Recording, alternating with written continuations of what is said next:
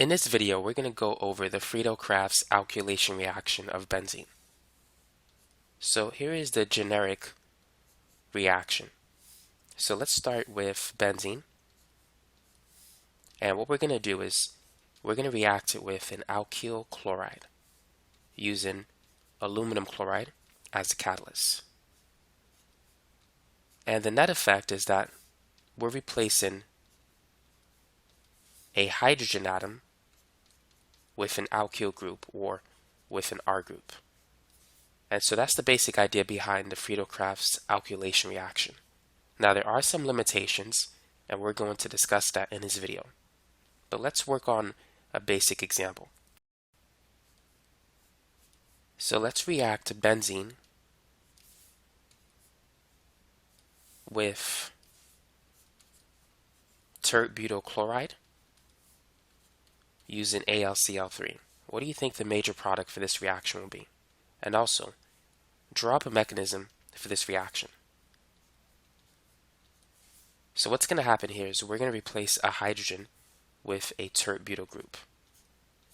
And so this is going to be the monoalkylated product of this reaction. But let's propose a mechanism for it. So the alkyl chloride, in this case tert-butyl chloride, it reacts with the catalyst, AlCl3. And so the chlorine atom attacks the aluminum atom, giving us an intermediate that looks like this.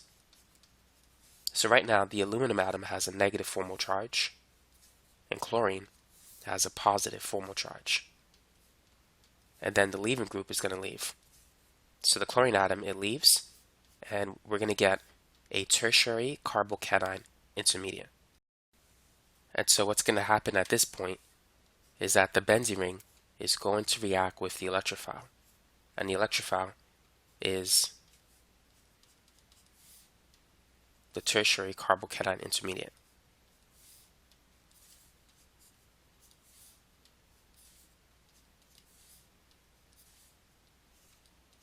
So when the benzene ring attacks that carbocation, the pi bond is going to break.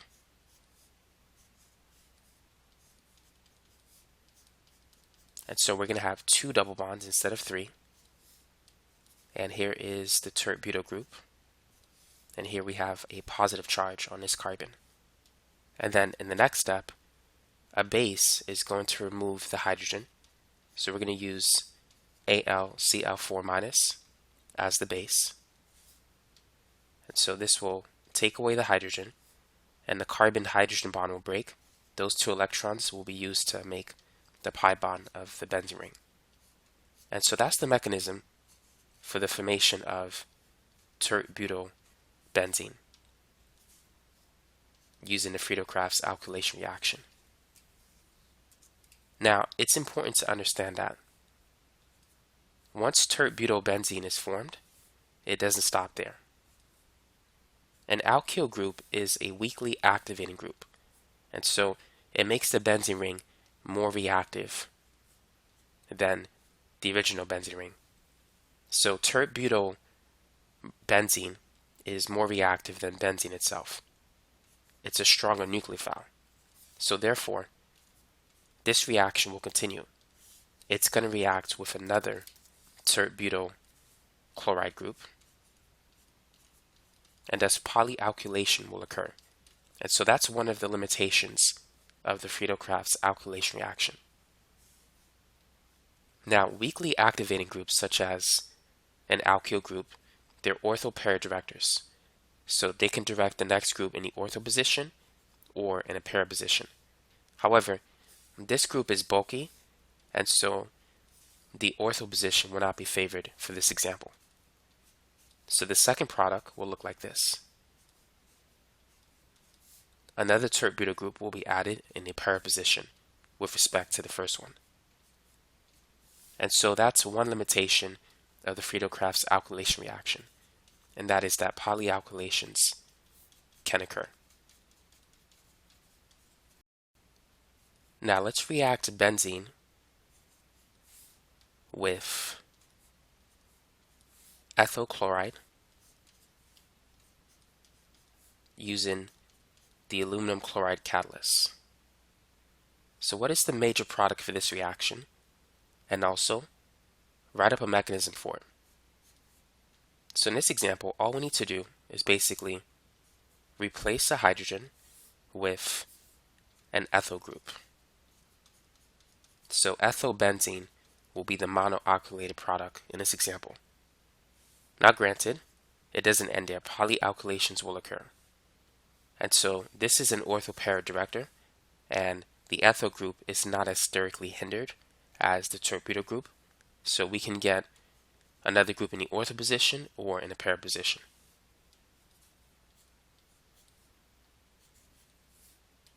So what I'm going to do is I'm going to move the ethyl group to the top position. So let's put it here. So we can put another ethyl group in the ortho position. So that's one of the polyalkylated products. Or it can go in a pair position, so we can get this as well. So these are the di-substituted products. Now it doesn't end there, because ethylbenzene is more reactive than benzene. But this diethylbenzene group is more reactive than ethylbenzene. And so even this can undergo another Friedel-Crafts alkylation reaction, adding another group to this ring. But we're going to stop it here. The point is that this needs to be in a pair position. I put it in the same spot. So here's the other di-substituted product. But the main idea is that these reactions will continue. And so you're going to get a mixture of products. So we can put another ethyl group here or here. Now let's go over the mechanism for the formation of ethylbenzene from benzene using the Friedel-Crafts alkylation reaction. So the first step in this reaction is that ethyl chloride is going to react with the aluminum chloride catalyst, giving us this intermediate.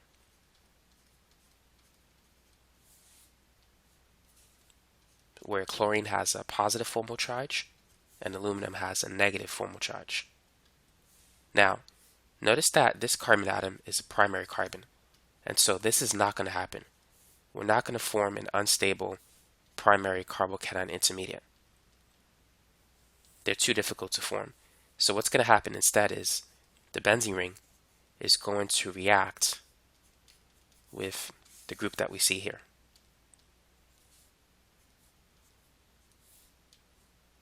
So the benzene ring will attack this carbon, causing the carbon-chlorine bond to break. And so that's how we're going to add an ethyl group to the ring.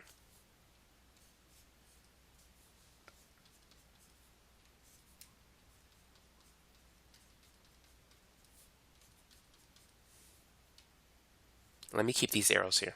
So it comes here, attacks the primary carbon, breaks the carbon-chlorine bond. And so now we have a plus charge on this carbon. And then we could use AlCl4-, which I'm going to write it like this, to act as a base, take away this hydrogen, and regenerate the benzene ring. And so that's the mechanism for the formation of ethylbenzene.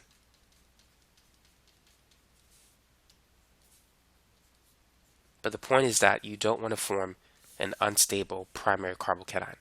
Instead, ethyl chloride remains complex to the AlCl3 catalyst.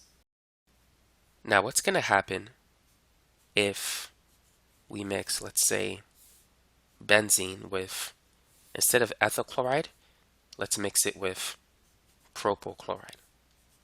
What's going to happen in this case? What are the products of this reaction? What monoalkylated product can we get? So can we get propylbenzene from this reaction?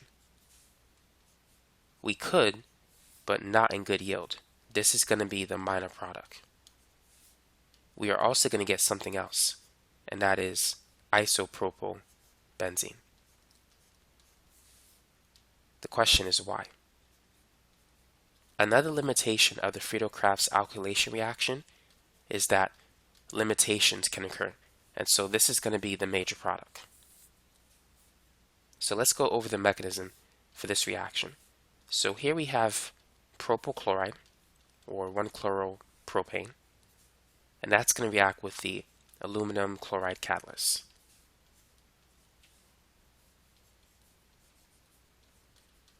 Giving us that intermediate. Now, if we kick out the chlorine group, we're going to get an unstable primary carbocation, which should not form. However, a hydride shift can occur, giving us a more stable secondary carbocation intermediate, and the benzene ring reacts with this species. Now, we don't want to form a primary carbocation, so let's avoid that. So instead, what we could do is perform a hydride shift here. So the hydride can move to the primary carbon, thus expelling the chlorine group with the aluminum chloride catalyst. And so by doing it that way, we can prevent the formation of an unstable carbocation intermediate, that is an unstable primary carbocation intermediate, and form a more stable secondary carbocation intermediate. Now the benzene ring is going to react with the secondary carbocation intermediate, much in the same way that it reacted with the tertiary carbocation intermediate that we had in the beginning when we used tert-butyl chloride. So the benzene ring attacks that carbocation, and we're going to get this intermediate as always. So now we have our isopropyl group attached to the benzene ring. And let's not forget about the positive charge here. And then we can use AlCl4- to basically remove a hydrogen.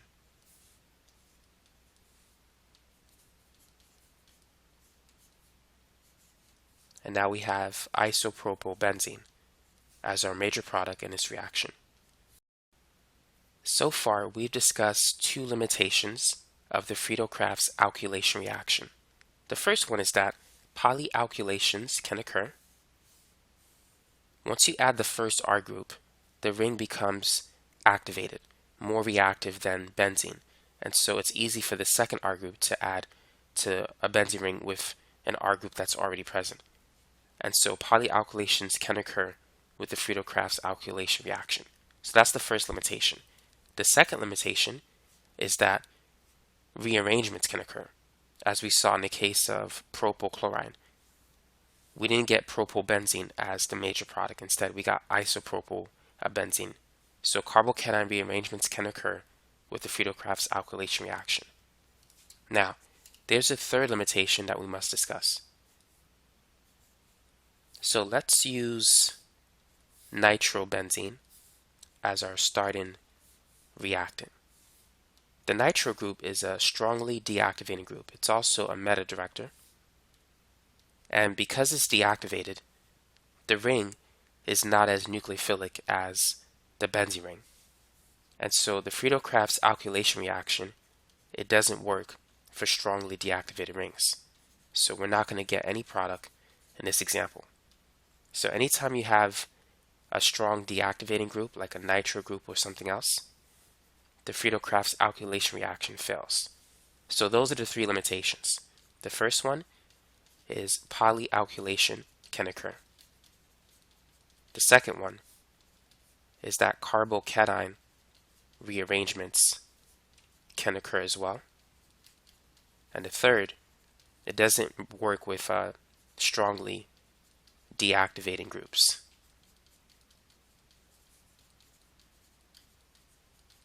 So just keep that in mind. Now you can also perform a Friedel-Crafts alkylation reaction without using an alkyl chloride.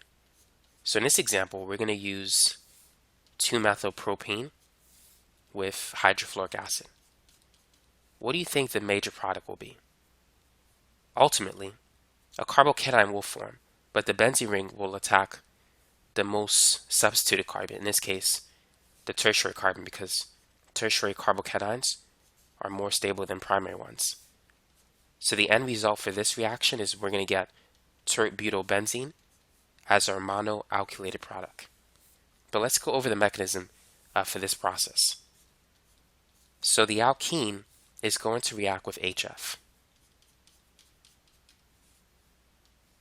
The double bond is nucleophilic, so it's going to go for the electrophilic hydrogen atom. And we're going to put the hydrogen atom on a primary carbon so that we can get a tertiary carbocation intermediate. And the fluoride is somewhere in the solution. So now the benzene ring will react with the tertiary carbocation.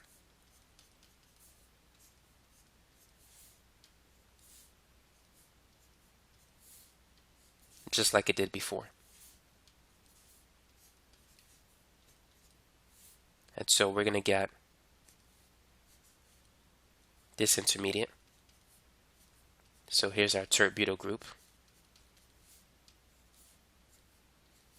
And we have a positive charge. So now we need to use a base. And we're going to use fluoride as a weak base to abstract the proton. And so that's how we can get tert-butylbenzene without using an alkyl chloride.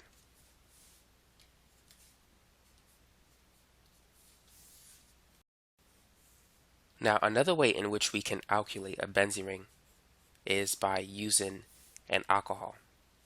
So in this example, what we're going to do is we're going to use tert-butanol with boron trifluoride. And so this is another way in which we can get tert-butylbenzene. So feel free to pause the video and propose a mechanism for this process. So in the first step, the OH group will react with BF3. And so boron is a good electrophile, and so the oxygen is going to add itself to it. So the oxygen still has the hydrogen attached to it, and it has a lone pair.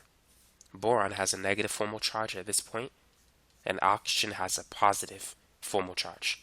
Now, whenever oxygen has a positive formal charge, it's a good leaving group.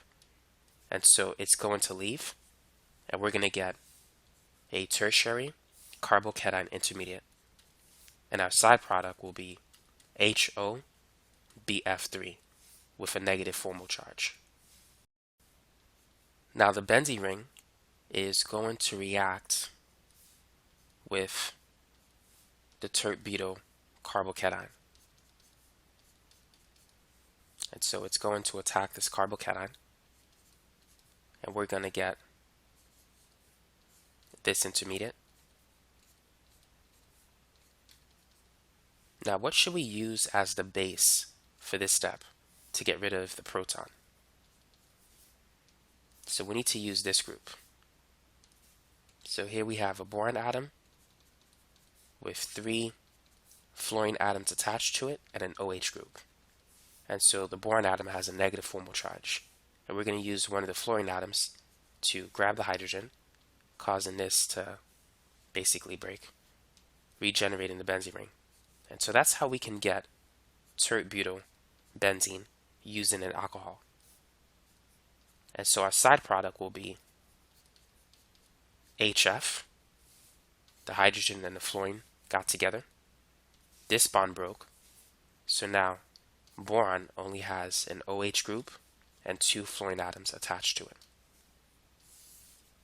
So that's another way in which you can alkylate a benzene ring. Now here's a question for you.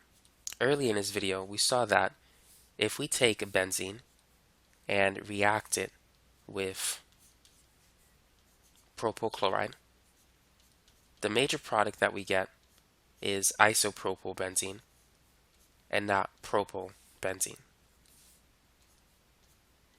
So we can't use the Friedel-Crafts alkylation reaction to get a good yield of propyl benzene. So how can we make propyl benzene from benzene? Is there another way in which we can produce this product in good yield? And it turns out that there is. So starting with benzene, what we could do is react it using the Friedel-Crafts acylation reaction. So we can react it with, let's say, an acid chloride that has 3 carbon atoms, and using the aluminum chloride acid catalyst. And so this will give us a ketone. The chlorine group is going to leave. The Lewis acid catalyst, AlCl3, is going to take away the chlorine atom. And so we get this. And then what we need to do next is use the clemmensen reduction to reduce the ketone to an alkane, thus giving us propylbenzene. So that's how we can make propylbenzene from benzene, is by using the Friedel-Crafts acylation reaction followed by reduction. You could use the clemmensen reduction, or you could use the Wolff-Kishner reduction reaction.